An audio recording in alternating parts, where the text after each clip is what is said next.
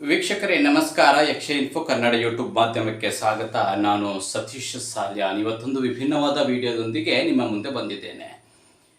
ವೀಕ್ಷಕರು, ಇವತ್ತು ಈ ವಿಡಿಯೋ ಮಾಡೋದು ಬೇಡ ಅಂತ ಹೇಳಿ ನಾನು ಬಹಳಷ್ಟು ಪ್ರಶ್ನೆಯಲ್ಲಿದ್ದೆ. ಆದರೆ ಈ ವಿಡಿಯೋ ಸದ್ಯಕ್ಕೆ ಮಾಡಬೇಕು ಅಂತ ಹೇಳಿ ನನಗೆ ಅನ್ನಿಸ್ತು, ಹಾಗಾಗಿ ಮಾಡಿದ್ದೇನೆ. ಸದ್ಯಕ್ಕೆ ನೇಪಾಳದ ಪರಿಸ್ಥಿತಿಯನ್ನು ಊಹೆ ಮಾಡುವುದಕ್ಕೂ ಕೂಡ ಅಸಾಧ್ಯವಾಗ್ತಾ ಇದೆ. ಕಳೆದ 1 ವಾರಗಳಿಂದ ನೇಪಾಳದ ಸ್ಥಿತಿ ಅನ್ನುವಂಥದ್ದು ತೀರಾ ಹದಗೆಟ್ಟಿ ಹೋಗಿದೆ.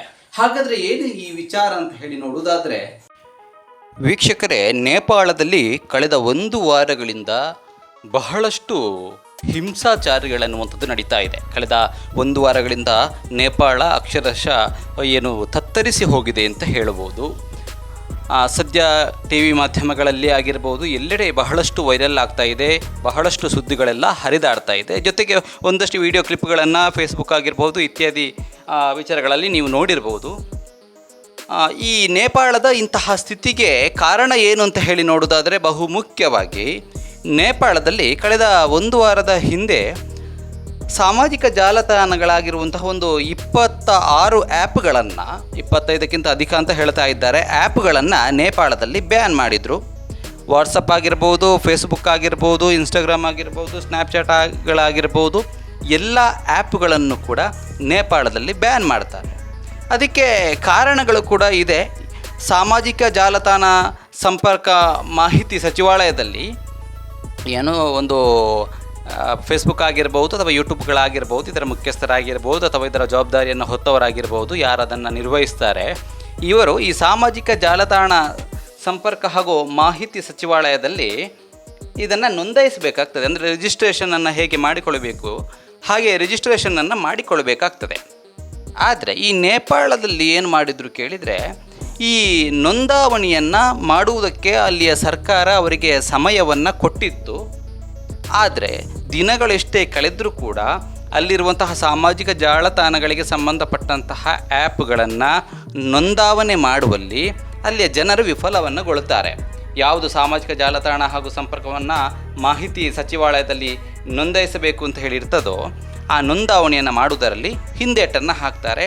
ಇದಕ್ಕೆ ಪ್ರತಿಯಾಗಿ ಸೆಪ್ಟೆಂಬರ್ 4ನೇ ತಾರೀಕಿನಂದು ಬಹುಶಃ ಅಲ್ಲಿಯ ಎಲ್ಲ 26 ಆ್ಯಪ್ಗಳಂತ ಹೇಳ್ತಾ ಇದ್ದಾರೆ, ಈ ಇಂಟರ್ನೆಟ್ಗೆ ಸಂಬಂಧಪಟ್ಟಂತೆ ಫೇಸ್ಬುಕ್ಗಳಾಗಿರ್ಬೋದು, ಯೂಟ್ಯೂಬ್ಗಳಾಗಿರ್ಬೋದು, ಯಾವುದೂ ಇಲ್ಲ, ವಾಟ್ಸಪ್ಗಳಾಗಿರ್ಬೋದು, ಎಲ್ಲವನ್ನು ಸ್ಟಾಪ್ ಮಾಡ್ತಾರೆ.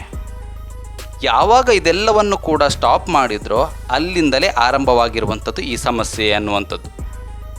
ಯಾವಾಗ ಸರ್ಕಾರ ಇಂತಹ ಒಂದು ದಿಟ್ಟ ನಿರ್ಧಾರವನ್ನು ತೆಗೆದುಕೊಳ್ತಾರೋ ಆಗ ನೇಪಾಳದಲ್ಲಿ ಹಿಂಸಾಚಾರ ಅನ್ನುವಂಥದ್ದು ನಡೀಲಿಕ್ಕೆ ಆರಂಭಗೊಳ್ತದೆ. ಇದರ ಪ್ರಭಾವ ಎಲ್ಲಿವರೆಗೆ ಆಗಿದೆ ಅಂತ ಕೇಳಿದರೆ, ನೇಪಾಳ ಆಗಿರ್ಬೋದು ಅಥವಾ ಕಠ್ಮಂಡು ಆಗಿರ್ಬೋದು, ಅನೇಕ ಕಡೆಗಳಲ್ಲಿ ನಿಷೇಧಾಜ್ಞೆಯನ್ನು ಜಾರಿ ಮಾಡಿದ್ದಾರೆ.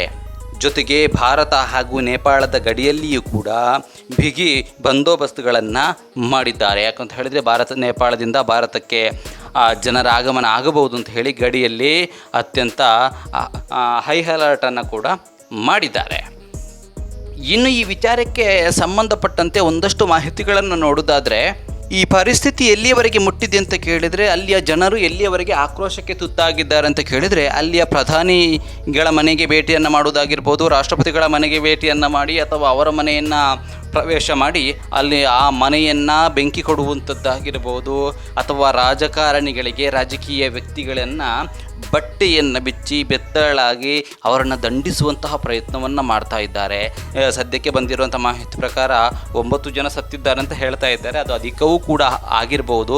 ಇನ್ನು ರಾಜಕಾರಣಿಗಳನ್ನು ನದಿಗೆ ಬಿಸಾಡುವಂಥ ಕೆಲಸ ಆಗಿರ್ಬೋದು, ಅಥವಾ ಅಟ್ಟಾಡಿಸಿಕೊಂಡು ಹೊಡೆಯುವಂತಹ ಪ್ರಯತ್ನ ಆಗಿರ್ಬೋದು, ಪೊಲೀಸರ ಮೇಲೆ ಹಲ್ಲೆ ಮಾಡುವಂಥದ್ದಾಗಿರ್ಬೋದು, ಅಥವಾ ಈಗಾಗಲೇ ಯಾರು ಅಲ್ಲಿಯ ಮಾಜಿ ಪ್ರಧಾನಿಯವರ ಹೆಂಡತಿಯನ್ನು ಬೆಂಕಿಯನ್ನು ಕೊಟ್ಟು ಸಾಯಿಸಿದ್ದಾರೆ ಅನ್ನುವಂಥದ್ದು ಕೂಡ ಮಾಹಿತಿ ಲಭ್ಯವಾಗ್ತಾ ಇದೆ.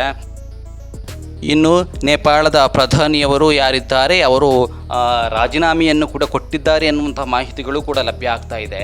ಆದರೆ ಮತ್ತೊಂದೆಡೆ ಒಂದು ವಿಚಾರಗಳು ಕೇಳಿ ಬರ್ತಾ ಇರುವಂಥದ್ದು ಅಂತ ಕೇಳಿದರೆ, ಈಗಾಗಲೇ ಯಾವುದು ಈ ಸಾಮಾಜಿಕ ಜಾಲತಾಣಗಳನ್ನು ಬ್ಯಾನ್ ಮಾಡುವಂಥದ್ದನ್ನು ಹಿಂಪಡೆದಿದ್ದೇವೆ ಅನ್ನುವಂತಹ ಮಾಹಿತಿ ಕೂಡ ಬರ್ತಾ ಇದೆ. ಆದರೂ ಕೂಡ ಜನರ ಆಕ್ರೋಶ ಇವತ್ತಿಗೂ ಕೂಡ ನಿಲ್ತಾ ಇಲ್ಲ.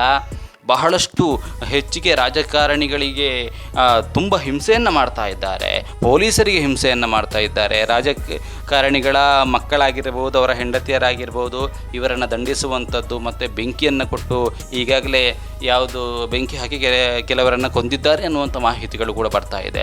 ಒಟ್ಟಾರೆಯಾಗಿ ನೇಪಾಳದ ಪರಿಸ್ಥಿತಿ ಅನ್ನುವಂಥದ್ದು ತೀರಾ ಹದಗೆಟ್ಟಿ ಹೋಗಿದೆ.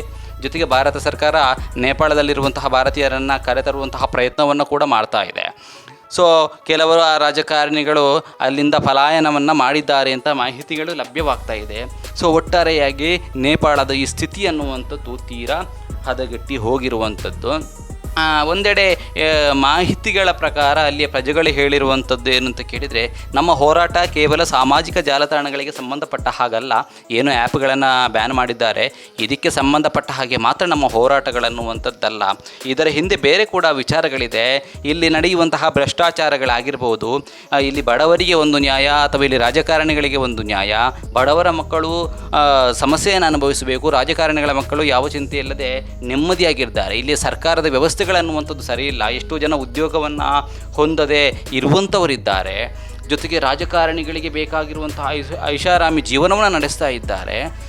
ಇನ್ನು ಲಂಚವನ್ನು ಸ್ವೀಕರಣೆ ಮಾಡುವಂಥದ್ದಾಗಿರ್ಬೋದು, ಉದ್ಯೋಗದ ವಿಚಾರಗಳಾಗಿರ್ಬೋದು, ಅದು ಟೋಟಲಾಗಿ ಇಲ್ಲಿಯ ನಮ್ಮ ಜನರ ಸ್ಥಿತಿ ಅನ್ನುವಂಥದ್ದು ಅಲ್ಲೋಲ ಕಲ್ಲೋಲ ಆಗಿದೆ. ನಮ್ಮದು ಕೇವಲ ಈ ಹೋರಾಟ ಯಾವುದು ಸಾಮಾಜಿಕ ಜಾಲತಾಣಗಳನ್ನು ಬ್ಯಾನ್ ಮಾಡಿದ್ದಾರೆ ಎನ್ನುವ ವಿಚಾರಕ್ಕೆ ಒಂದೇ ಅಲ್ಲ, ಇಲ್ಲಿ ನಮ್ಮ ಹಿರಿಯರಿಗೆ ಏನು ಸಮಸ್ಯೆಗಳನ್ನೆಲ್ಲ ತರ್ತಾ ಇದ್ರು, ಈಗ ಅದೇ ರೀತಿಯ ಪರಿಸ್ಥಿತಿ ನಮಗೆ ಬರಬಾರ್ದು.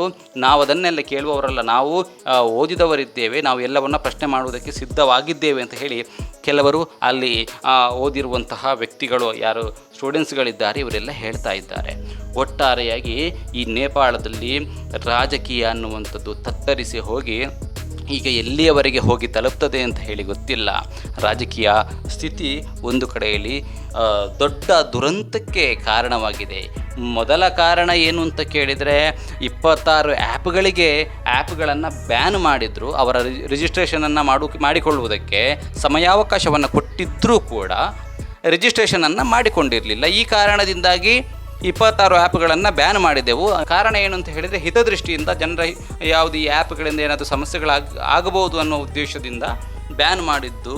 ಆದರೆ ಈಗ ಈ ಜನರ ಆಕ್ರೋಶವನ್ನು ಮನಗಂಡು ಅದನ್ನು ಸರ್ಕಾರ ಹಿಂದೆಗೆದ್ದರೂ ಕೂಡ ಜನರ ಆಕ್ರೋಶಗಳು ಇನ್ನೂ ನಿಲ್ತಾ ಇಲ್ಲ ಅನ್ನುವಂಥದ್ದೇ ದೊಡ್ಡ ದುರಂತದ ವಿಚಾರವಾಗಿ ಪರಿಣಮಿಸಿದೆ. ಸೊ ಈ ಎಲ್ಲ ವಿಚಾರಗಳು ಈಗ ಎಲ್ಲಿಯವರೆಗೆ ಹೋಗಿ ತಲುಪ್ತದೆ ಅಂತ ಗೊತ್ತಿಲ್ಲ. ಒಂದು ಕಡೆಯಲ್ಲಿ ಪ್ರಧಾನಿಯವರು ರಾಜೀನಾಮೆ ಕೊಟ್ಟಿದ್ದಾರೆ ಅನ್ನುವಂಥ ವಿಚಾರ, ಇನ್ನೊಂದು ಅಲ್ಲಿ ರಾಜಕೀಯ ರಾಷ್ಟ್ರಪತಿಗಳು, ಉಪರಾಷ್ಟ್ರಪತಿಗಳು ಇವರೆಲ್ಲರೂ ಪಲಾಯನವನ್ನು ಗೈದಿದ್ದಾರೆ ಅನ್ನುವಂಥ ವಿಚಾರಗಳು, ಅಥವಾ ರಾಜಕೀಯ ವ್ಯಕ್ತಿಗಳ ಅವರ ಹೆಂಡತಿಯರಿಗೆ, ಅವರ ಮಕ್ಕಳಿಗೆ ಏನು ಬೆಂಕಿಯನ್ನು ಕೊಟ್ಟು ಸಾಯಿಸಿದ್ದಾರೆ ಅನ್ನುವ ವಿಚಾರಗಳು ಬರ್ತಾ ಇದೆ. ಪೊಲೀಸರ ಮೇಲೆ ಹಲ್ಲೆ ಮಾಡಿದ್ದಾರೆ, ಅಪಾರ ಸಾವು ನೋವುಗಳು ಸಂಭವಿಸಿದೆ. ರಾಜಕೀಯದವರನ್ನ ಬಟ್ಟೆ ಬಿಚ್ಚಿ ರೋಡಲ್ಲಿ ಅಟ್ಟಾಡಿಸಿಕೊಂಡು ಹೊಡಿತಾ ಇದ್ದಾರೆ, ನದಿಗೆ ಬಿಸಾಡುವಂತಹ ವಿಡಿಯೋ ಕ್ಲಿಪ್ಗಳು ವೈರಲ್ ಆಗ್ತಾ ಇದೆ. ಸೊ ಇದೆಲ್ಲವೂ ಕೂಡ ಈಗ ಎಲ್ಲಿಯವರೆಗೆ ಹೋಗಿ ತಲುಪ್ತದೆ ಅಂತ ಹೇಳಿ ಗೊತ್ತಿಲ್ಲ. ಒಟ್ಟಾರೆಯಾಗಿ ನೇಪಾಳದ ಸ್ಥಿತಿ ಅನ್ನುವಂಥದ್ದು ಸುಧಾರಿಸಿಕೊಳ್ಳಬೇಕು. ಸಾಮಾನ್ಯ ಜೀವನದ ಹಾಗೆ ಅಲ್ಲಿಯ ಜನಜೀವನವು ಯಾವುದು ಎಲ್ಲ ಸರಿಯಾಗಿ ಅಲ್ಲಿಯ ವ್ಯವಸ್ಥೆಗಳು ಎಲ್ಲದರಲ್ಲಿ ಪರಿಪೂರ್ಣತೆಯನ್ನು ಪಡೆದುಕೊಂಡು ಸಾಮಾನ್ಯ ಜೀವನವನ್ನು ಅಲ್ಲಿಗೆ ಏನು ಅಲ್ಲಿ ಇಂತಹ ವಾತಾವರಣಗಳು ನಿರ್ಮಾಣ ಆಗಿದೆ. ನೇಪಾಳದಲ್ಲಿ ಈ ಸ್ಥಿತಿ ಏನು ಬಂದೊದಗಿದೆ, ಇಂತಹ ಸ್ಥಿತಿಗಳೆಲ್ಲ ದೂರ ಆಗಿ ಅಲ್ಲಿಯ ಜನರ ಜೀವನಕ್ಕೆ ಯೋಗ್ಯವಾದ ವಾತಾವರಣ ನಿರ್ಮಾಣ ಆಗಲಿ. ಇನ್ನು ಗೊತ್ತಿಲ್ಲ ಮುಂದಿನ ದಿನಗಳಲ್ಲಿ ಯಾವ ರೀತಿಯ ಬದಲಾವಣೆಗಳು ಬರ್ತದೆ ಅಂತ ಹೇಳಿ. ಬಂದರೆ ಖಂಡಿತವಾಗಿಯೂ ತಿಳಿಸುವಂತಹ ಪ್ರಯತ್ನವನ್ನು ಮಾಡ್ತೇನೆ. ಸೊ ಒಟ್ಟಾರೆಯಾಗಿ ಹೇಳುವಂಥದ್ದಿಷ್ಟೇ, ನೇಪಾಳದಲ್ಲಿ ಈ ದುರಂತಗಳು ಯಾವುದು ಈ ಸಮಸ್ಯೆಗಳು ನಡೀತಾ ಇದೆ, ಇದೆಲ್ಲವೂ ಕೂಡ ಶಾಂತ ರೀತಿಯಲ್ಲಿ ಪರಿಹಾರವಾಗಲಿ. ಎಷ್ಟೋ ಮಕ್ಕಳು ಸಾಯ್ತಾ ಇರುವಂಥದ್ದು, ವೃದ್ಧರು ಸಾಯ್ತಾ ಇರುವಂಥದ್ದು, ಏನಕ್ಕೇನೋ ಆಗಿ ಹೋಗ್ತಾ ಇದೆ, ಇದೆಲ್ಲವೂ ನಿಂತು ಹೋಗಬೇಕು, ಸ್ಟಾಪ್ ಆಗಬೇಕು. ಒಟ್ಟಾರೆಯಾಗಿ ಅಲ್ಲಿಯ ರಾಜಕೀಯ ಸ್ಥಿತಿ ಅನ್ನುವಂಥದ್ದು ಸುಧಾರಿಸಿಕೊಳ್ಳಬೇಕು, ಜನರು ಕೂಡ ಶಾಂತರಾಗಬೇಕು. ಇನ್ನು ಇದಕ್ಕೆ ಸಂಬಂಧಪಟ್ಟಾಗೆ ಮುಂದಿನ ಅಪ್ಡೇಟ್ಗಳು ಬರ್ಬೋದು, ಬಂದರೆ ಖಂಡಿತವಾಗಿಯೂ ತಿಳಿಸುವ ಪ್ರಯತ್ನವನ್ನು ಮಾಡ್ತೇನೆ. ಒಟ್ಟಿನಲ್ಲಿ ನಾವು ಹೇಳುವಂಥದ್ದಿಷ್ಟೇ, ನೇಪಾಳದ ಸ್ಥಿತಿಗತಿ ಇದೆಲ್ಲವೂ ಕೂಡ ಶಾಂತ ರೀತಿಯಲ್ಲಿ ಮುಗಿದು ಅವರು ಸಾಮಾನ್ಯ ಜೀವನದ ಕಡೆಗೆ, ಅಥವಾ ಏನು ಈ ವೈಷಮ್ಯಗಳಾಗಿರ್ಬೋದು, ಇಲ್ಲಿ ನಡೆಯುವಂತಹ ಜಗಳಗಳೆಲ್ಲ ಏನಿದೆ ಇದೆಲ್ಲವೂ ಕೂಡ ಬಗೆಹರಿಯಲಿ ಅಂತ ಹೇಳಿ ನಾವು ಕೇಳಿಕೊಳ್ತಾ ಇದ್ದೇವೆ. ನೋಡಿದ್ರಲ್ಲ ವೀಕ್ಷಕರೇ, ಇದು ನೇಪಾಳದ ಪ್ರಸ್ತುತ ಸ್ಥಿತಿಗತಿ. ಮುಂದಿನ ದಿನಗಳಲ್ಲಿ ಯಾವ ರೀತಿಯ ಬದಲಾವಣೆ ಆಗ್ತದೆ ಅಂತ ಹೇಳಿ ಗೊತ್ತಿಲ್ಲ. ಹಾಗಾಗಿ ಈ ಮಾಹಿತಿ ತಮಗೆ ಇಷ್ಟವಾಗಿದ್ದಲ್ಲಿ ಚಾನಲನ್ನು ಸಬ್ಸ್ಕ್ರೈಬ್ ಮಾಡಿ. ಮತ್ತಷ್ಟು ವಿಡಿಯೋದೊಂದಿಗೆ ಮುಂದಿನ ಬಾರಿ ಸಿಗ್ತೇನೆ. ನಮಸ್ಕಾರ.